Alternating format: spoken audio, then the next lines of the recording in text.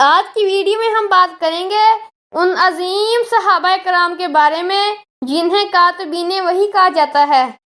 یہ وہ خوش نصیب صحابہ کرام ہیں جو قرآن مجید کے نازل ہونے والی آیات کو رسول اللہ صلی اللہ علیہ وآلہ وسلم کے حکم سے لکھتے تھے۔ کاتبین وحی میں کئی نامور صحابہ شامل ہیں جن میں 4 خلفائے راشدین ہیں۔ حضرت ابوبکر صدیق رضی اللہ تعالیٰ عنہ پہلے خلیفہ، سب سے قریبی ساتھی، وحی لکھنے والے۔ حضرت عمر فاروق رضی اللہ تعالیٰ عنہ دوسرے خلیفہ، عدل و انصاف کے پیکر، کاتب وحی۔ حضرت عثمان بن عفان رضی اللہ تعالیٰ عنہ تیسرے خلیفہ، جامع القرآن، قرآن کو مصحف کی شکل دی۔ حضرت علی المرتضیٰ شیر خدا رضی اللہ تعالیٰ عنہ چوتھے خلیفہ، علم و شجاعت میں نمایاں، کاتبین وحی میں شامل۔ اب ہم بات کریں گے عشرہ مبشرہ کے صحابہ کے بارے میں جو کہ کاتبین وحی بھی تھے۔ حضرت طلحہ بن عبید اللہ رضی اللہ تعالیٰ عنہ شجاعت میں مشہور، کاتب وحی۔ حضرت سعد بن ابی وقاص رضی اللہ تعالیٰ عنہ پہلے تیر انداز صحابی، کاتب وحی۔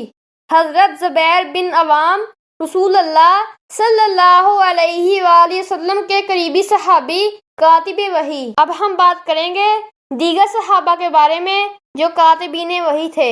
حضرت عامر بن فہیرہ رضی اللہ تعالیٰ عنہ حضرت ابوبکر صدیق رضی اللہ تعالیٰ عنہ کے آزاد کردہ غلام، ہجرت کے وقت شریک۔ حضرت ثابت بن قیس رضی اللہ تعالیٰ عنہ فصاحت و بلاغت میں ماہر، کاتب وحی۔ حضرت حنظلہ بن ربیع حنظل الکتاب کے لقب سے مشہور۔ حضرت زید بن ثابت رضی اللہ تعالیٰ عنہ سب سے بڑے کاتبین میں شمار، قرآن جمع کرنے کا کام انہی کے ہاتھوں ہوا۔ حضرت ابی بن کعب رضی اللہ تعالیٰ عنہ قرآن کے بہترین قاری، کاتب وحی۔ حضرت مغیرہ بن شعبہ عقل و سیاست میں مشہور، کاتب وحی۔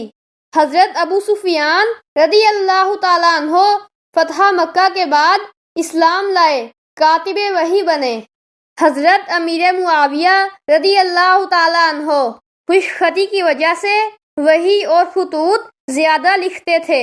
یہ وہ خوش نصیب صحابہ کرام ہیں جنہوں نے قرآن مجید کو محفوظ کرنے میں بنیادی کردار ادا کیا۔